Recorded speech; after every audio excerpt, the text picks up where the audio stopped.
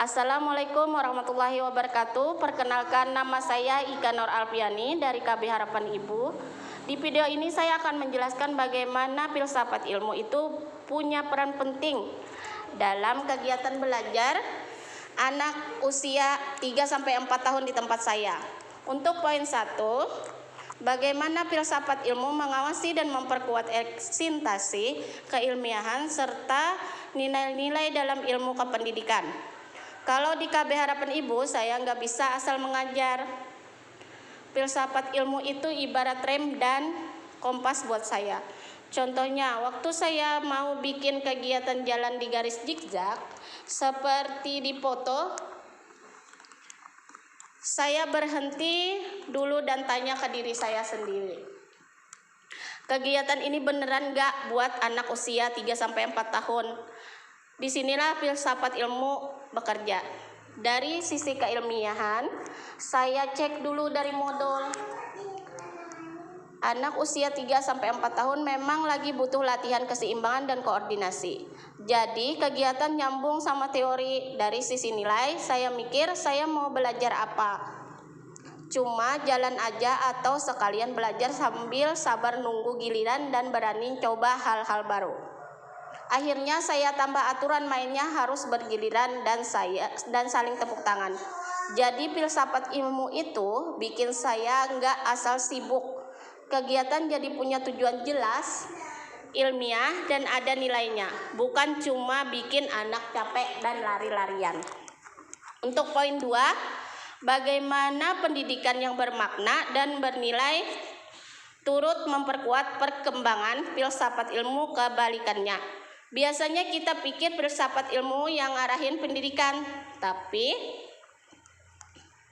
kenyataannya pengalaman di lapanganlah yang juga mengolah, yang dapat juga mengubah cara saya berpikir tentang ilmu pendidikan. Di KB Harapan Ibu, awalnya saya kira anak usia 3-4 tahun itu belum bisa mikir logis. Tapi waktu kegiatan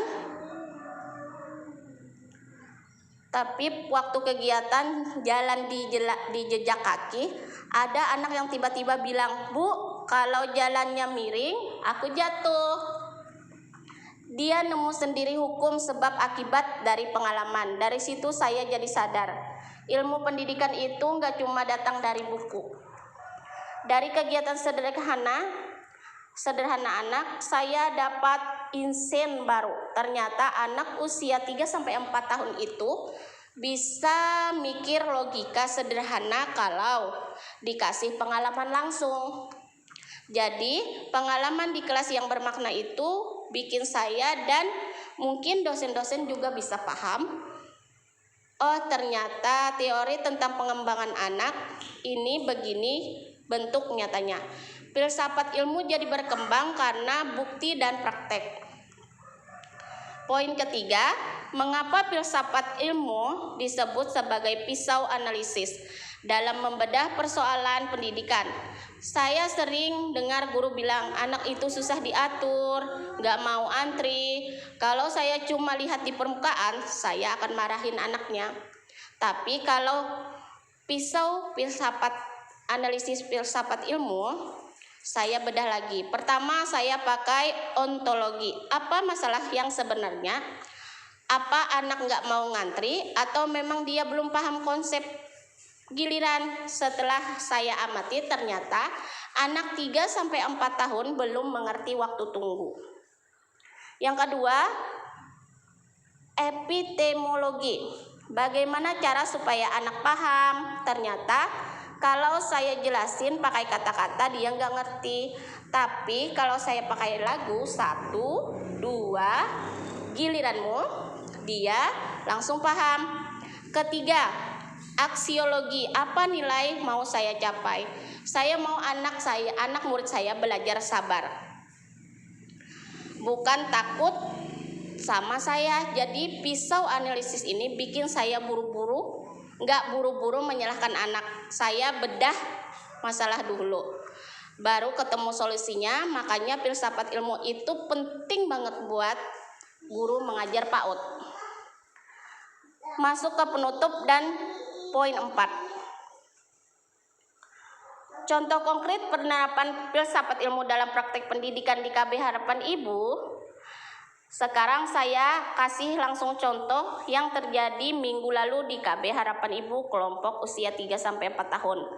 Di foto saya tunjukkan anak-anak lain lagi main di atas matras. Kelompok ada jalur angka 1-9. Ada jejak kaki, ada garis zigzag, dan saya tulis berjalan siksak. Waktu itu saya putar lagu anak pelan-pelan, terus saya minta anak mengikuti jejak sambil tepuk tangan sesuai irama. Dari kegiatan sederhana ini, filsafat ilmu jalan lewat 3 hal. Pertama, dari sisi ontologi. Ontologi itu nanya apa sih yang nyatanya penting buat anak usia. Di kegiatan ini, nilai yang muncul itu sabar dan berani. Anak yang nunggu giliran belajar sabar. Ada anak yang awalnya takut jalan di garis zigzag, tapi setelah lihat temannya, dia jadi berani mencoba. Jadi pembelajaran ini bukan cuma soal motorik kasar, tapi juga nguatin karakter anak. Kesimpulannya, filsafat ilmu itu kayak buat kaca sebagai guru buat saya, dan dia bikin saya nggak asal main-main di kelas. Sebelum bikin kegiatan saya mikir itu nggak kuat itu nyata nggak buat anak, cara belajarnya sesuai nggak, nilai apa yang saya mau tanamkan. Kalau 3 hal ini terpenuhi, baru kegiatan itu saya bilang bermakna. Jadi filsafat ilmu itu nggak jauh-jauh. Dia ada di setiap kegiatan kecil di KB Harapan Ibu, termasuk kegiatan di garis zigzag. Jadi waktu kegiatan saya langsung bilang, saya kalau keluar jalur, saya biarin anak mencoba. Kalau jatuh, saya coba lagi. Ada anak yang awalnya lari terus jatuh. Terus dia coba jalan pelan-pelan dan berhasil. Nah, dari situlah anak belajar sendiri cara jalan yang bikin dia nggak jatuh. Jadi pengetahuan tentang gerak dan keseimbangan itu dia dapat coba dan refleksi sederhana. Ketiga, dari sisi aksiologi. Sekian presentasi dari saya. Terima kasih. Wassalamualaikum warahmatullahi wabarakatuh.